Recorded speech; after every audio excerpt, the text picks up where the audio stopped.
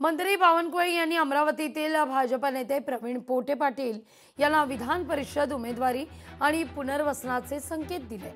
अमरावतीच्या अचलपूर मधल्या सभेत मंत्री बावनकुळे यांनी पोटेंना संकेत दिले। प्रवीण पोटे काळजी करू नका सर, मेरा ऑडियो ठीक मिल रहा ना? मला माननीय मुख्यमंत्री जी रवींद्र चव्हाण जी सांगितलं आहे की प्रवीण पोटेजीला पुढे अमरावती जिल्ह्यात जेवढे नगरसेवक निवडून येणार आहे त्या नगरसेवकाची मतं घ्यायची आहे। माननीय रवींद्र चव्हाणजींनी मला सांगितलं की पोटेजीला सांगा जरा निवडणूक प्रमुख म्हणून बाकीचे एकट्या सांगतात नाही आज कापतेच नाही। निवडणूक आयोगाच्या विरुद्ध जाऊ नका।